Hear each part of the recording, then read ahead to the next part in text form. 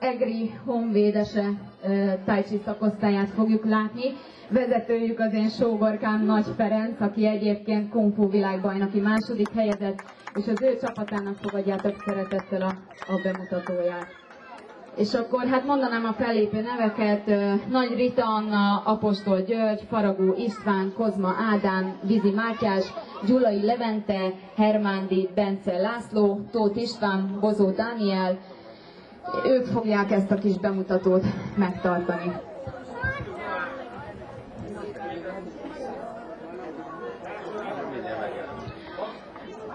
Elmondanám, hogy mi a Kung Fu-n belül a Tai Chi boxingot tanuljuk, illetőleg a Ferenc ezt oktatja. Most az alaptechnikákat láthatjuk: egyenes ütések, kettős fedezékkel levédve, horogütések, köríves ütés. Igazából nálunk a küzdelem lábbal vannak a technikák: horog, egyenes, felütések. Most jön például a felütés. Nálunk van combrugás is és földharc is. Amilyen ruhában vannak, mindenki ugye más ruhában van, ez pont azért, mert ugye ha kungfusokat látok, akkor azok tradicionálisan nagyon szép ruhában vannak, viszont ez a hétköznapokban nem igazán használható, esetlegesen csak formagyakorlatokhoz, de a mindennapi edzéseken, ez kész hátütés egyébként.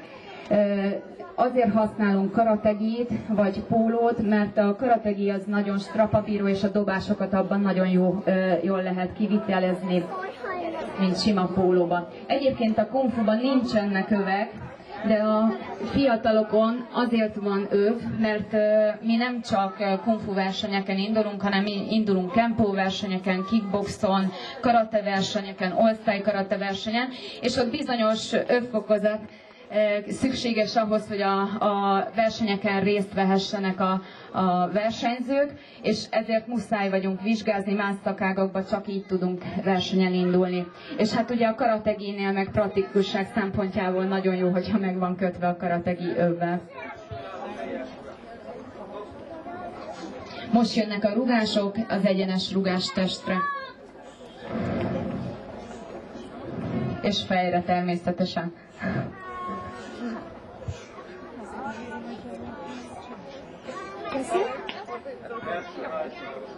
Igen, helyes. Köríves rugás.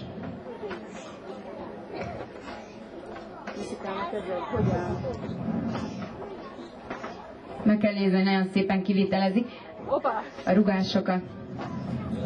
Csak a kezelésről szoktam. Külön örülök neki, aki szintén kickboxba jeleskedett, és Európa bajnok is volt.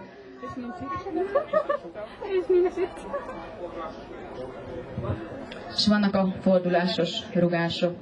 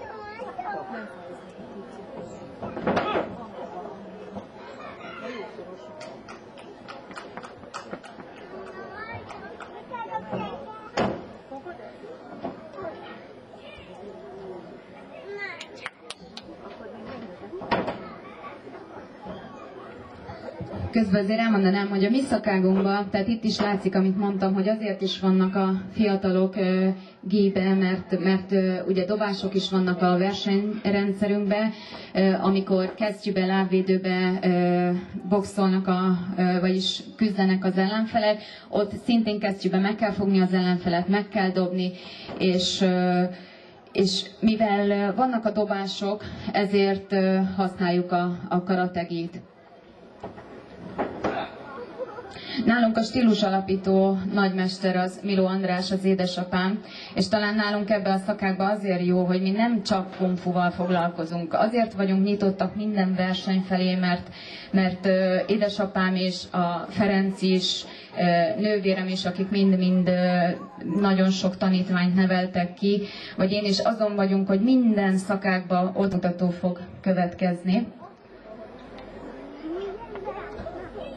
Edzéseken természetesen nem használunk éles fegyvereket, és ezzel az a jó, hogy ezek fakardok, ezekkel hajtjuk végre edzésen a gyakorlatokat, ezekkel... Még? Jó. Először eszköz elvétel lesz oda-vissza.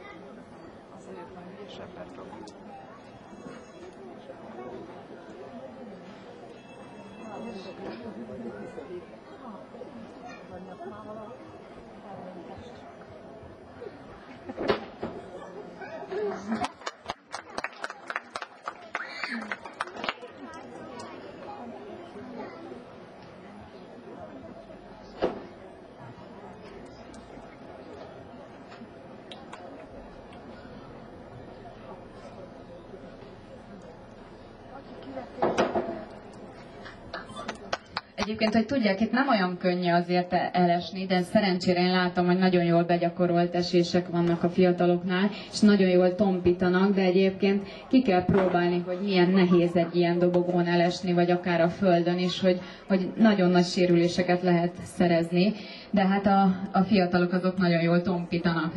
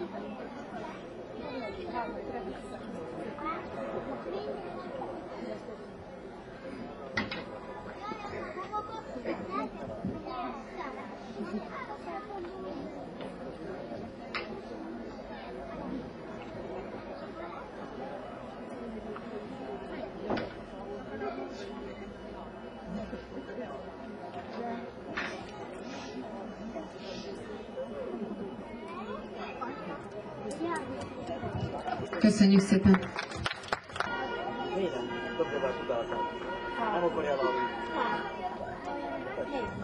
Egy kicsit javítanék, most mondták, hogy rosszul lett félre, úgyhogy Tóth Gábor a ellenfél.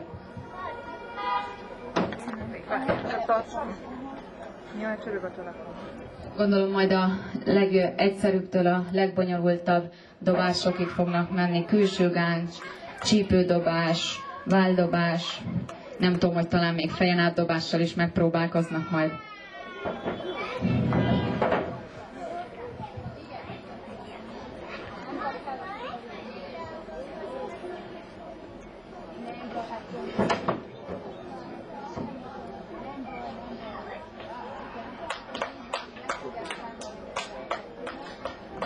Igen, megpróbálkoznak.